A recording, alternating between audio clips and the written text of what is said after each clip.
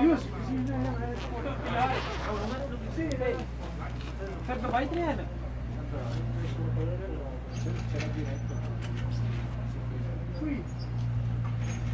Qui ci siamo. Aspetta, rientri con la testa. Vai, fratelli. Ti dobbiamo entrare con la testa. Aspetta un attimo. Dai, Yusuf.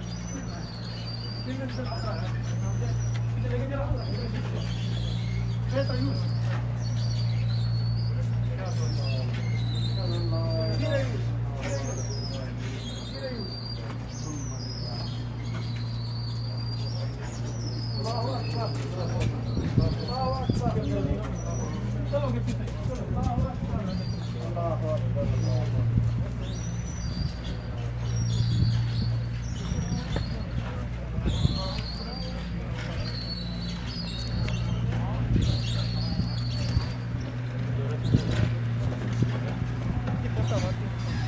Come l'altra volta.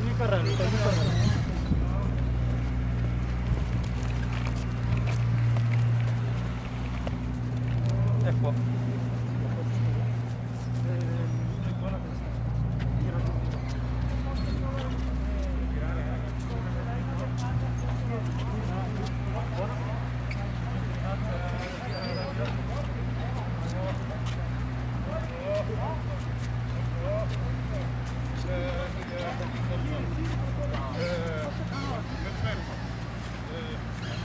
Basin. Basin. Basin.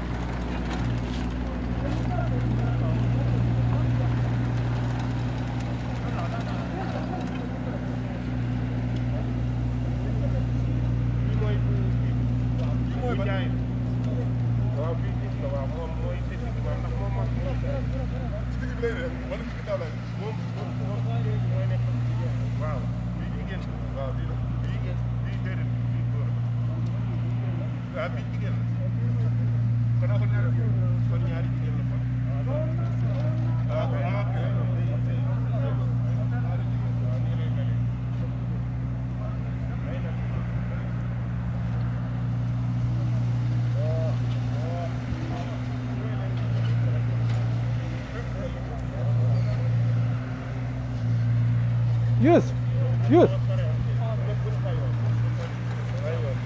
Puoi farla, puoi tenere che prendo io stavolta. Prendo io stavolta. Vabbè.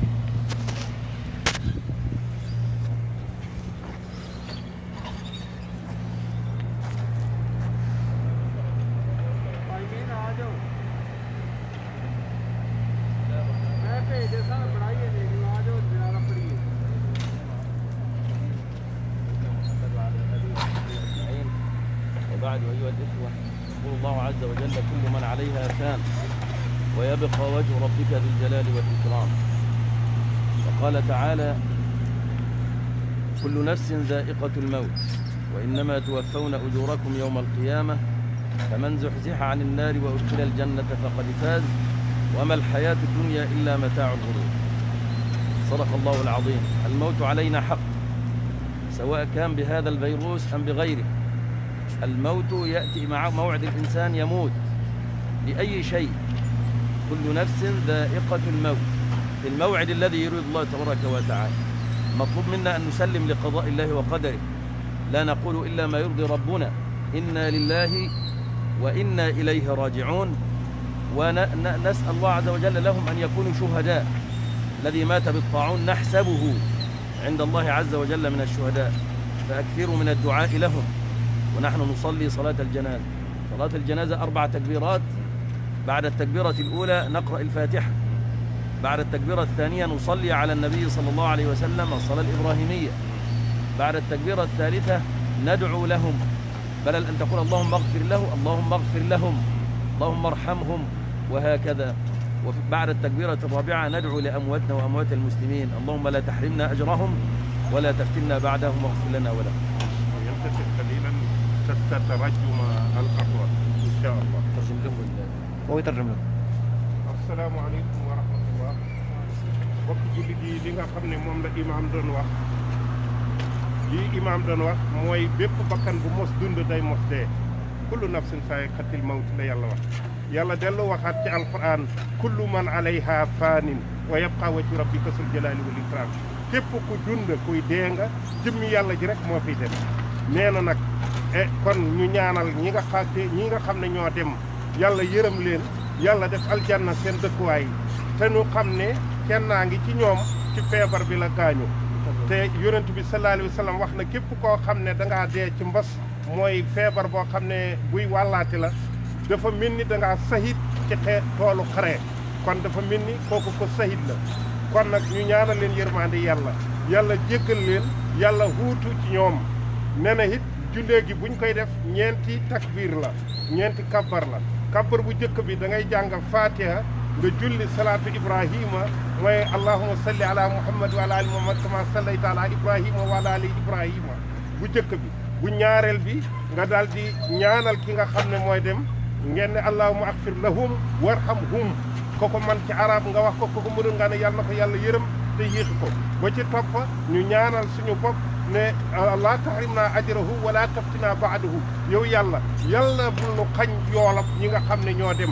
loolu ñu daal di koy def, daal di ñaanal nag jullit ñëpp. ñu ngi ñaan yërmande yàlla, yal na yàlla def ko ci ñoom fi ñu dem, yal na yàlla def aljanna firdawsi ci seen dëkkuwaay. ñun ñi fi desit xamuñ tey la xamuñ ëllëg la, yal na nu yàlla teg ci njub, ñu góorgóorlu ci ragal yàlla, góorgóorlu ci jaamu yàlla, góorgóorlu ci dimbalante ak yërëmante, xam ne kenn ku nekk ci ñun dana def nii. te ñu rafet ci ñoom njort, ñoom ñii dem nañ ñu rob leen ci maxbiru muslim, place jullit. ñun ñii des kenn ci ñun xamul ci loo nar a dee, xamoo sax ndax da nga xam ñu la taxawee. ñii sant nañ yàlla, taxawe nañ leen, rob nañ leen, def leen ci place jullit. kon ñu sant yàlla, rafet ci ñoom njort, la ci des nu góorgóorlu ci ragal yàlla, jaamu yàlla. asalaamaaleykum wa rahmatullah.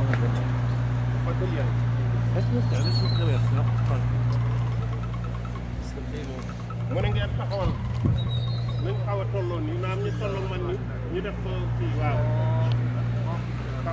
allahu akbar.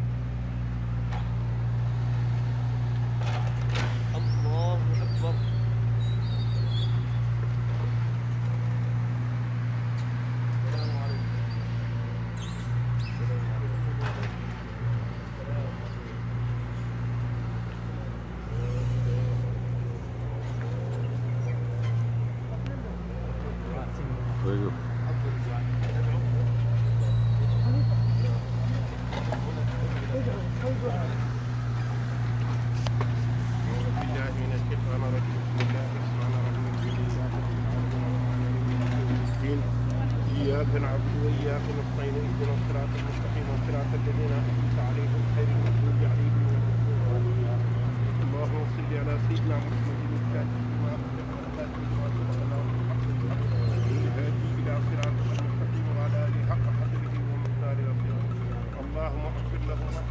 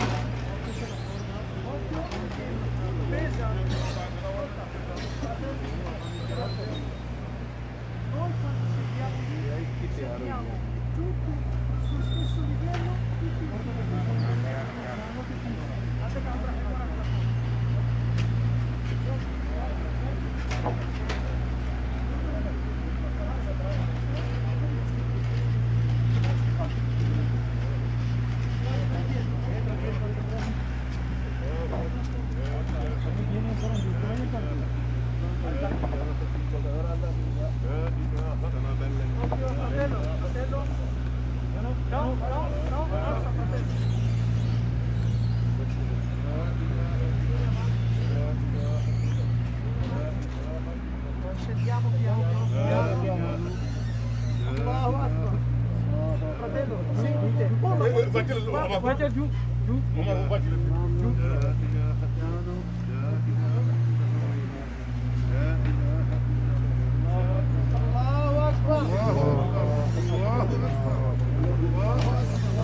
Ascolta, tieni la corda, con lei dietro. Aspetta,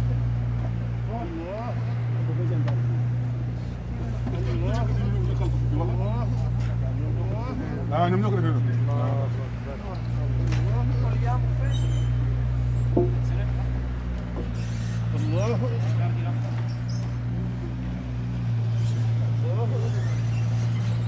Andiamo di là, Wahid, con la corda? Di là con la corda? sì, però dobbiamo aspettare che quando finisca. Fratello?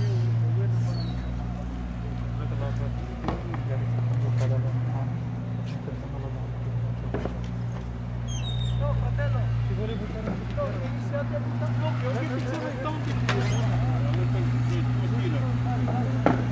Come la leen def boom lii ay kii la yoon waa ngi nii jaar leen ni mooy yoon wi commencé leen delloo suuf balaa kii bee ñëw def ci kaw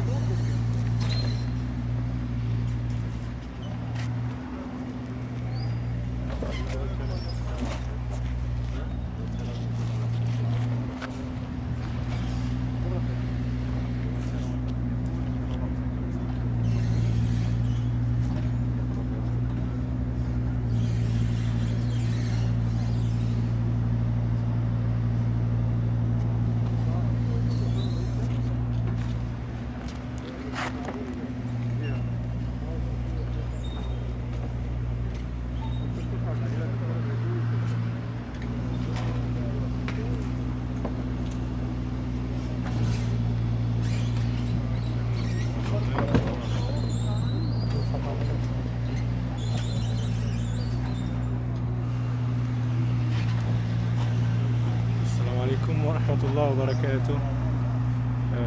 Allahumma salli ala Sayyidina Muhammad wa ala alihi wa sahbihi.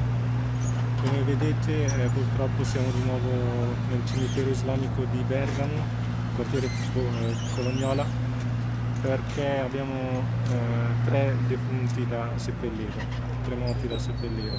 Si tratta di 2 donne e un maschio. 2 donne senegalesi, scusatemi, una signora senegalese, una signora senegalese e un'altra signora del Pakistan. Purtroppo questa è la vita, ognuno muore per qualche cosa, chi muore per il virus, chi muore per altre cose, e speriamo inshallah che Allah Azza wa Jal li accetti tra i suoi devoti inshallah nel paradiso.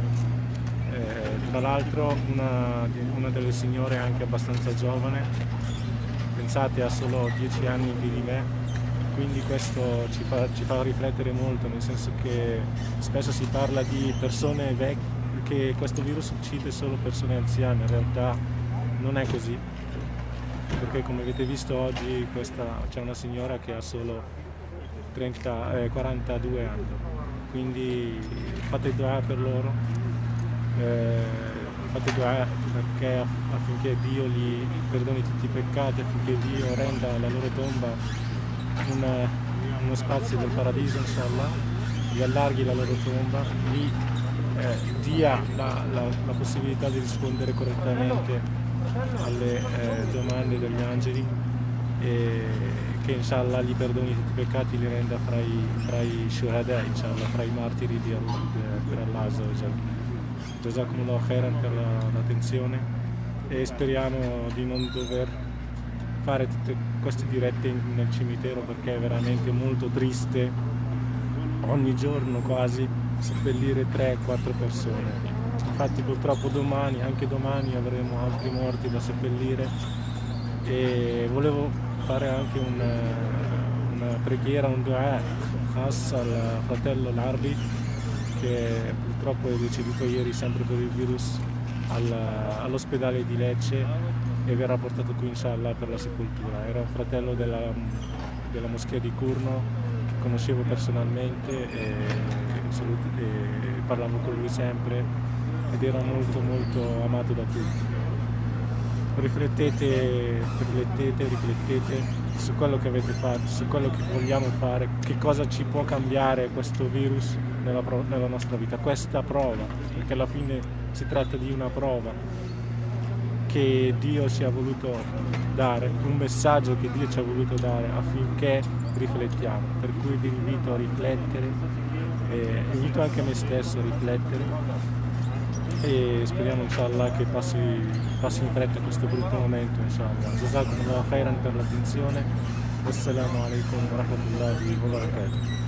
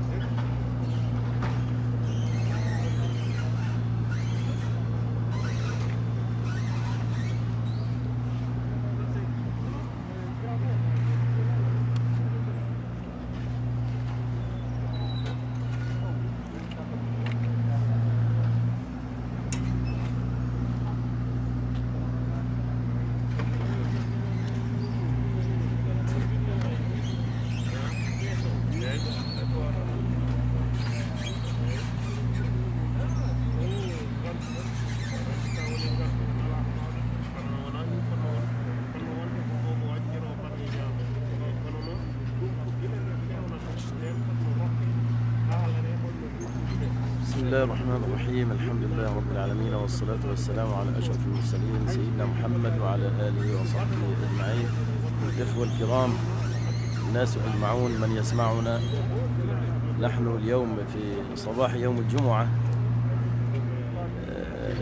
جئنا لنصلي صلاة الجنازة على امرأتين، امرأة من السنغال وامرأة من باكستان ورجل أيضا من السنغال،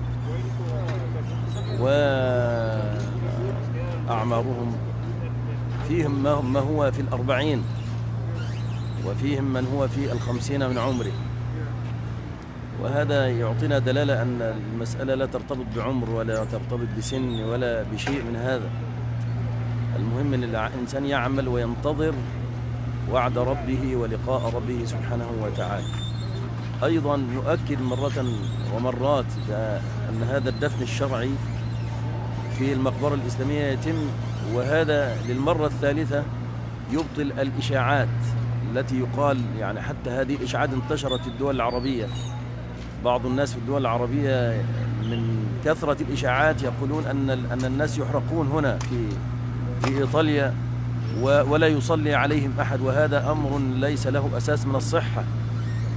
يعني نبين لمن يسمعنا الآن هذا الأمر اليوم الثالث، ودعنا بالأول أمس 6 من الناس وقبلها عدد من الناس واليوم 3، وكلهم يدفنون الدفن الشرعي وفي المقبرة الإسلامية الخاصة بالمسلمين في مدينة برجمو، وهناك أيضا في مدن أخرى مقابر إسلامية. وهنا الجاليات الإسلامية حقيقة الآن تبذل جهد كبير في تخصيص أماكن كبيرة للمسلمين، ونشكر الإدارات الإيطالية والدولة الإيطالية هنا في جميع البلديات. ليس هناك مانع، وإنما هناك استجابة وهناك تساهل في هذه المسألة، لأن الأمر جد خطير. فالمسألة أن ليس هناك يعني هذه الإشاعات التي يطلقها الناس ليس لها أساس من الصحة كما ترون الآن بأعينكم، وليبلغ الشاهد الغائب حتى لا تصير هذه الإشاعات على المسلمين وغيرهم. حتى بالنسبة للإيطاليين حرق الجثة لا يتم إلا بإذن أهل الميت. هذه أمور متفق عليها وليس أمرا عشوائيا. المهم هذا قضاء الله وقدره. يعني نقول كما كان يقول النبي صلى الله عليه وسلم: اللهم ارزقني نفسا مطمئنة تؤمن بلقائك وترضى بقضائك. ربنا يرزقنا نفسا مطمئنة تؤمن بلقاء الله وترضى بقدر الله تبارك وتعالى، ونسلم لما قضاه الله وقدره. هذه كل يوم لنا رسالة ولنا عظة ولنا عبرة، وكما قال الله عز وجل: إن في ذلك لذكرى لمن كان له قلب أو ألقى السمع وهو شهيد. هذا يوم الجمعة نكثر فيه من الصلاة على النبي صلى الله عليه وسلم ومن الاستغفار وندعو. ونحن وأنتم في بعد عنا الآن في مسافات بعيدة، أو من هو قريب ولا يستطيع أن يأتي ليصلي هنا فليدعو لهؤلاء الموتى ونحسبهم من الشهداء، كما ورد عن النبي صلى الله عليه وسلم الذي المطعون الذي مات بالطاعون نحسبه عند الله شهيدا. نسأل الله أن يتقبلهم شهداء، وأن يتقبل منهم ما صبروا عليه من هذا الابتلاء في هذا المرض. الإنسان الذي يصبر ويحتسب إنما يوفى الصابرون أجرهم بغير حساب. ونسأل الله عز وجل لأهليهم الصبر والسلوان، وأن يصبرهم وأن يعطيهم الطمأنينة والسكينة في قلوبهم. ونسأل الله لنا أن يغفر لنا ولكم ولجميع من يشاهدون، ونسأل الله عز وجل أن يرحمنا برحمته، وأن يحفظ هذه البلاد ويحفظ هذه المدينة التي كثر فيها هذا الموت. وهذا أمر كله مقدر، لكننا نقول: اللهم ارفع البلاء عن هذه البلاد، واحفظ هذه البلاد المسلمين وغير المسلمين من هذا المرض يا رب العالمين. وإن ابتليتنا فارزقنا الصبر والثبات على دينك، واختم بالصالحات أعمالنا. وأسأل الله للجميع السعادة والطمأنينة والسكينة، ونسأل للموت الرحمة والمغفرة. والسلام عليكم ورحمة الله.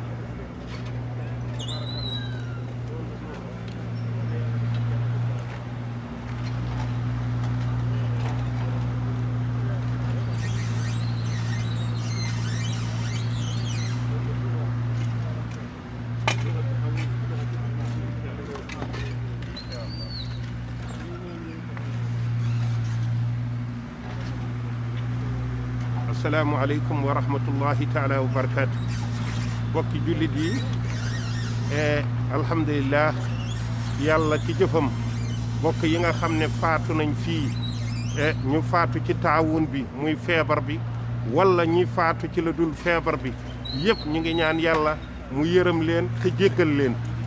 nu góorgóorlu nag ci jaamu yàlla ñu xam ne li borom bi wax subhanahu wa taala ne kullu nafsin saa'iqatul mawt kullu man alayha faanin wa yabqa wajhu rabbika sul jalaali wal ikram. loolu rek mooy dëkk dégg nga kullu shay'in haalikun ila wajhihi. lépp loo xam ne lu yàlla bind la lu fi jóge la, li fi dul jóge rek mooy jëfi yàlla ak coobareem. kon nag nañ góorgóorlu ci yàlla te nun ñu ragal yàlla bañ a ragal dee ndax dee ku xalaqal mawta wal xayaata li yabluwakum ayyukum ahsanu amala la borom bi subhanahu wa taala la wax. yafiruunal mawta dégg nga wa yulaqiikum da ngeen yéen a ngi daw dee te dee da ngeen di dajeeg moom. kon jullit bi fu mu nekk dafa war a ragal yàlla, dafa war a jaamu yàlla, dafa war a góorgóorlu ci dëkkandoom, góorgóorlu ci bokkam, ndax dee munti jaas. yonent bi sallallahu alayhi wa sallam ba mu génnee àdduna imaamu Ali ñëw fekk ñu ngi ko defee kii ba pare mu ne law kaanati dunya tadumu li waahidin la kaana rasulallahi fiha al muxallad. bu doon aduna dana am ku fi sax di fi des di fi béel kon yonent bi sallallahu alayhi wa sallam moo fi des waaye li yóbbu yonent bi yóbbuy sahaabam bayiwu fi kenn kon kaay leen nu góorgóorlu ci ragal yàlla jaamu yàlla xam ne dee mbindaa fon la bu yàlla yónni te heure bu dikkee day jëf liñ ko waxoon léegi nag sawaun nit ki dee ci feebar sawaun mu dee ci li xayru feebar ndax nag kenn ku nekk yàllaay dogal na ko soobee waaye nag ñu góorgóorlu ci jaamu yàlla ñu góorgóorlu ci diini ji lii lañ leen di digal taqullaa haysuma kuntum wala ubaali haysu mittum nit ki na ragal yàlla fépp fu mënta ka nekk bu mu ragal fan lay deexee waaw nit ki fépp fu mën a ne na ragal yàlla loolu rek moo am solo waaye dee fépp fa soobee yàlla rek day am ñu ngi ñaan nag ñi dem yal na yàlla yërëm leen allahumma agfir lahum warhamhum waccili jannata maskanahum wa ma'waahum اللهم لا تعرمنا أجره ولا تفتنا بعده هكذا الدنيا اللهم صل على سيدنا محمد صلى الله تعالى عليه وسلم والسلام عليكم ورحمة الله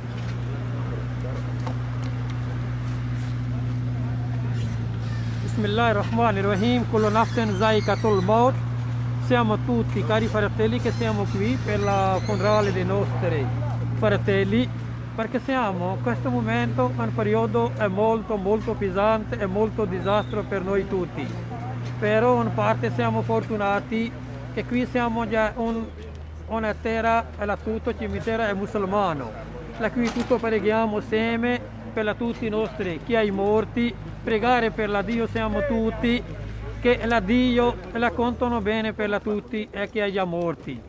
Poi anche la grazia, tutti i miei fratelli che sistemare quello, tutto cimitero, grazie dal cuore, grazie a tutta la mia comunità, che loro sistemare bene le cose, dare servizio è bellissimo. Adesso io parlo un po' con la mia lingua, la Urdu. मैं अपने तमाम भाइयों और दोस्तों को ये बताना चाहता हूँ कि यहाँ पर अल्लाह ने हम पे एक करम किया है कि हमें एक मुसलमान कब्रिस्तान की सूरत में जगह मिली है। इसके लिए हम अपने अरब भाइयों का शुक्रिया अदा करते हैं कि जिनकी एफर्ट से, जिनकी कोशिशों से और जिनकी मेहनत से ये सारी जगह इन्होंने ये मेंटेन की हुई है। और उसके बाद आज हमने 3 बॉडियों को इधर दफन किया है। अल्लाह ताला से दुआ है कि अल्लाह ताला इनकी मग़फ़िरत करे और इनके बाद हमें भी अल्लाह ताला अपनी हिफ्ज़ व अमान में रखे। मैं यहाँ मिनहाजुल कुरान फाउंडेशन वेलफेयर की जानब से हाज़िर हुआ हूँ बैरगामो की तरफ से। हमने ये ऐलान करना है कि सब के सामने अगर किसी को भी, मेरे पाकिस्तानी भाई किसी को भी कोई प्रॉब्लम हो, कब्रिस्तान की प्रॉब्लम हो, दफन करने की प्रॉब्लम हो या जगह की प्रॉब्लम हो या डॉक्यूमेंट की प्रॉब्लम हो, तो मैं मिनहाजुल कुरान वेलफेयर फाउंडेशन की तरफ से सब भाइयों को ये बताना चाहता हूँ कि वो हमसे रब्ता कर सकते हैं बैरगामो में। अगर पूरे इटली में भी कोई प्रॉब्लम हो तो वो हमारे मुख्तलिफ नंबर है मिनहाजुल कुरान वेलफेयर फाउंडेशन के, वो किसी से भी रब्ता कर सकते हैं। क्योंकि बैरगामो का जो हमारा नंबर है वो है 3287549614। मैं आखिर में सब भाइयों का शुक्रिया अदा करना चाहता हूँ कि जिन्होंने इतनी अच्छी हमें लिए सर्विस दी है। ओके, अल्लाह हाफ़िज़, फ़ी अमान अल्लाह फिर तूती।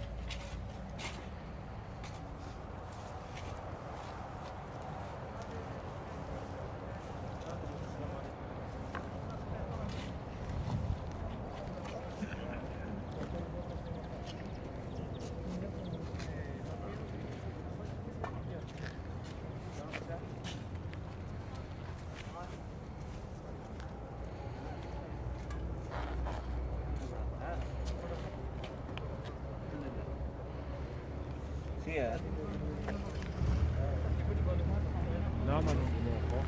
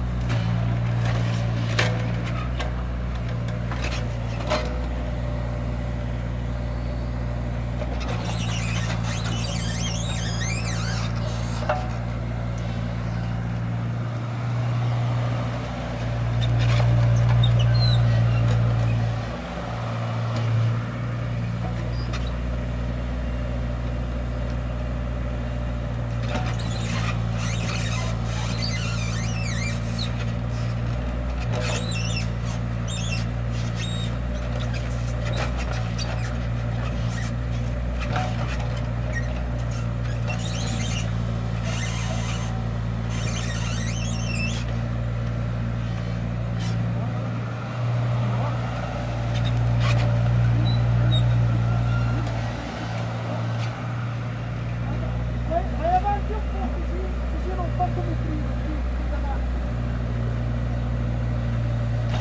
Vai avanti un po'.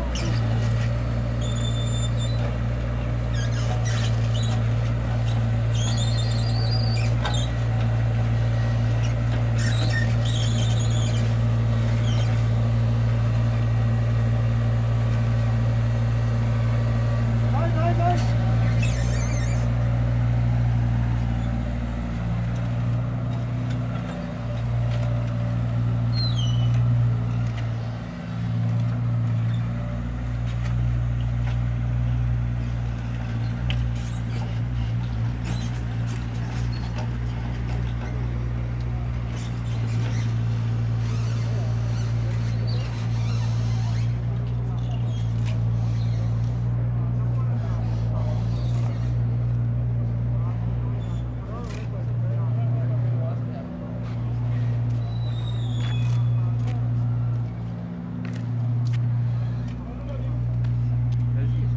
Ma io gli giro il link, però non glielo apre. Vedi?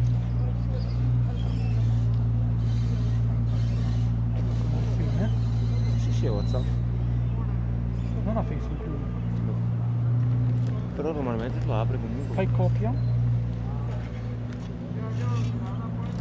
Copia, vai su internet.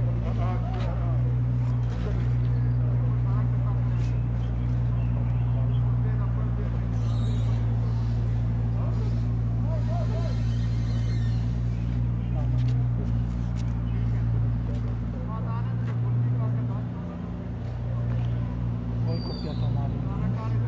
Allora, qui ho preso la pagina. Scusa qualcosa? È andato storto. Allora. Scusa, da me lo apre.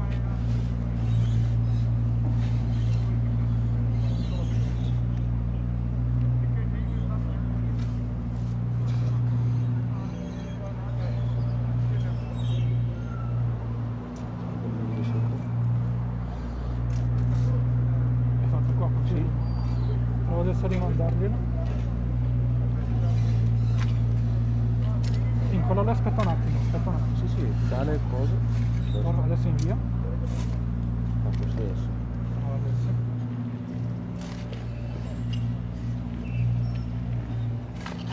Prova a aprire adesso.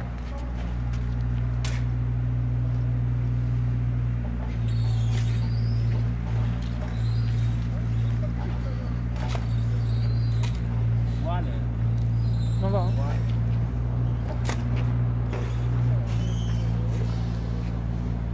Però c'è qualcosa che non riesce. No, vediamo anche due.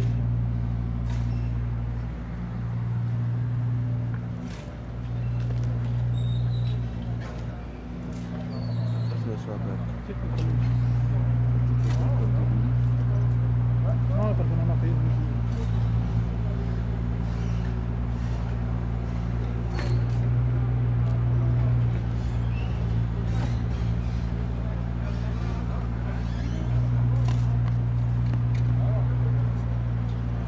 Non è così, proviamo a condividere. Devo dire ancora a me se non ho capito. Adesso va. Adesso vanno.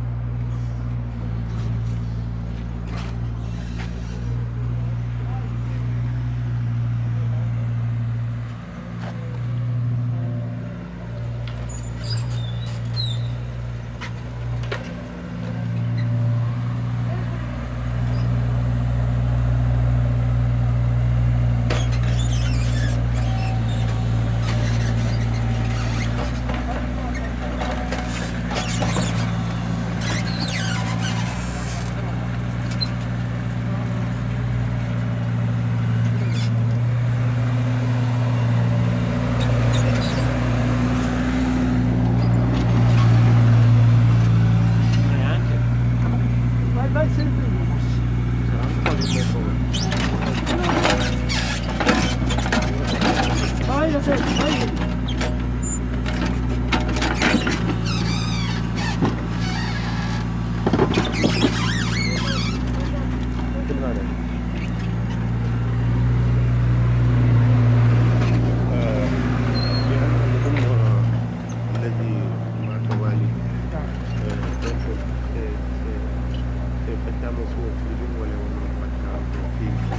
Va bene, su.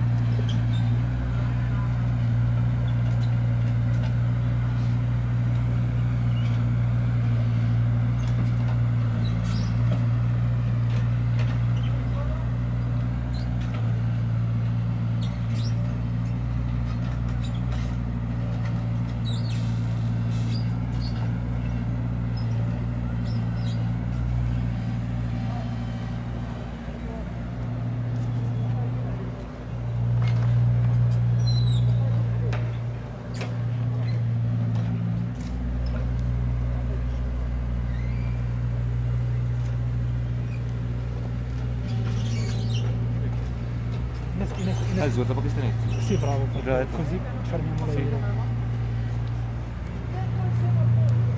Youssef! Vado a prendere il cuore. Adesso facciamo la pazzesca e poi cerchiamo sulla casa.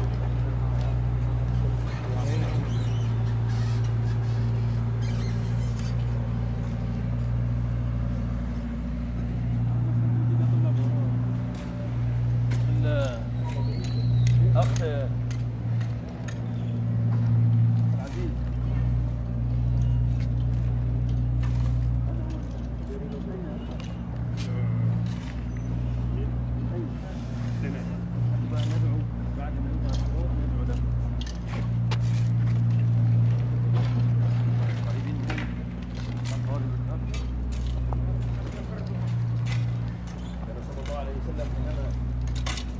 القبر على الميت يقول استغفروا لأخيكم فإنه الآن mu ne ginnaaw bi nga xamee ne def nañ ko nii bëgg nañ mbokk yi nga xam ne ñoo ko gën a jege ñu taxaw ñu jéggalul ko yàlla اللهم اغفر له وثبته عند السؤال اللهم اغفر له وثبته عند ñu wax السؤال yal na ko yàlla jéggal اللهم yal na اغفر ko له yàlla وثبته عند jàppandal bu ko السؤال malaaka yi laajee lu muy اللهم اغفر tontu له وثبته عند آمين، السؤال آمين. اللهم اغفر له وثبته آمين، عند آمين. السؤال آمين. اللهم اغفر له وثبته عند السؤال آمين يا رب. اللهم اغفر له وثبته عند آمين السؤال يا رب العالمين. اللهم اغفر له وثبته عند السؤال آمين. اللهم اغفر له وثبته عند السؤال اللهم اغفر له وثبته عند السؤال آمين يا رب. اللهم اغفر له وثبته عند السؤال آمين يا رب. اللهم اغفر له وثبته عند السؤال آمين يا رب. اللهم اغفر له وثبته عند السؤال آمين يا رب. اللهم اغفر له وثبته عند السؤال آمين يا رب. اللهم اغفر له وثبته عند السؤال آمين يا رب. اللهم اغفر له وثبته عند السؤال آمين يا رب. اللهم اجعل قبره روضة من رياض الجنة آمين. ولا تجعله حفرة من حفر النيران آمين. اللهم يسر له حسابه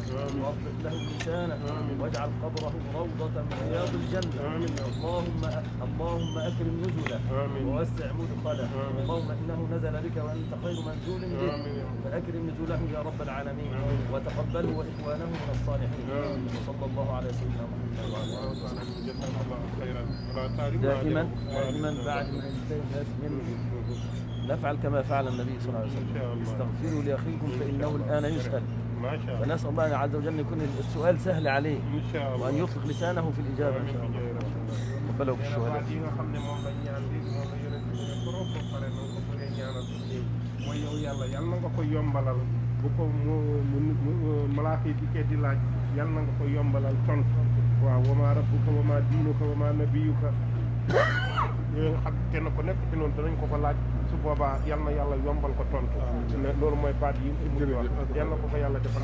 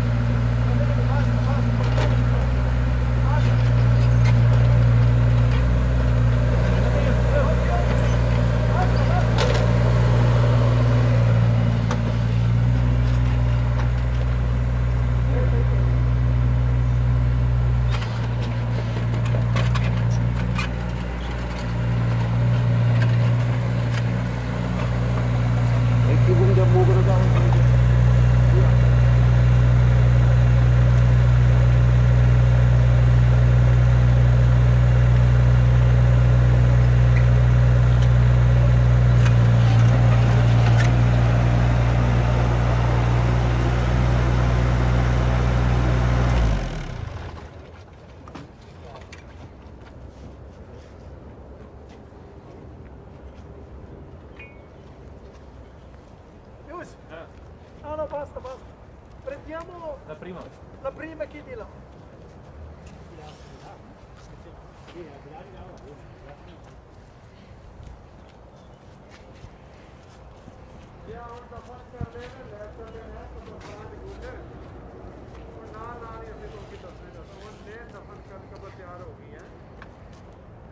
चलो नाल नाल ही लो नाल सकते जाओ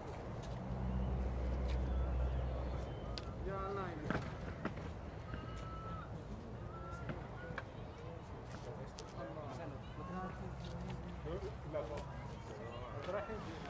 محسين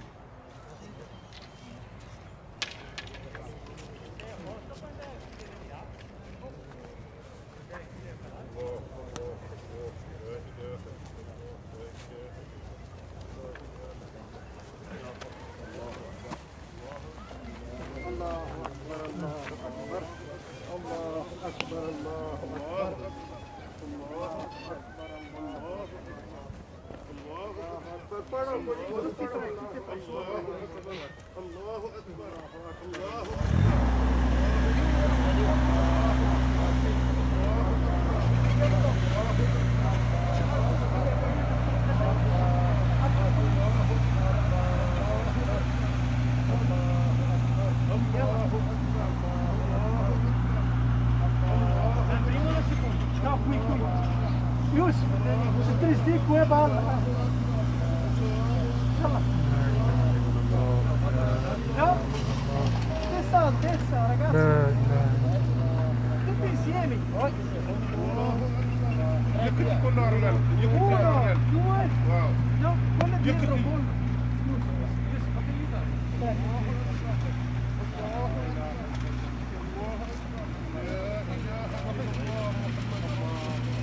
الله أكبر الله أكبر الله أكبر الله أكبر fratello molla così الله أكبر torna indietro Allahu Allahu Akbar Akbar. Un po' la... buono va bene Va bene? الله أكبر الله أكبر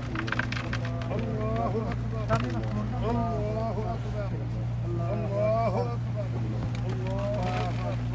الله أكبر الله أكبر léegi jël leen tënki be moo leen moom it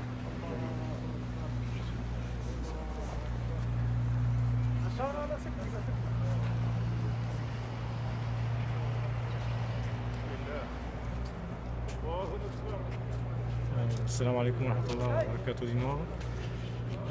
أولا أشكر إخوة من السنغال أخ عبد العزيز الذي ألقى عليكم الدرس قبل قليل بلغة السنغال، والأخ من باكستان الذي أيضا تكلم بلغة الأردو.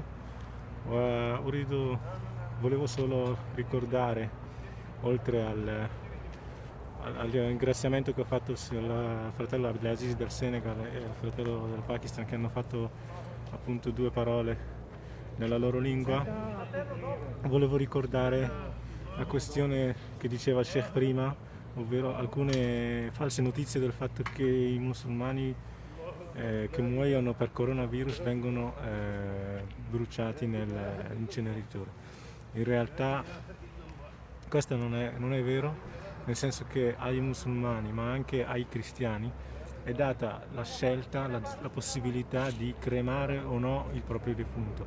I musulmani, alhamdulillah, vengono tutti seppelliti, a parte alcune eccezioni che sono successe pochi giorni fa, ma non perché non si volesse appunto dare la possibilità di seppellire, ma perché non c'è disponibilità di un cimitero islamico in quelle città.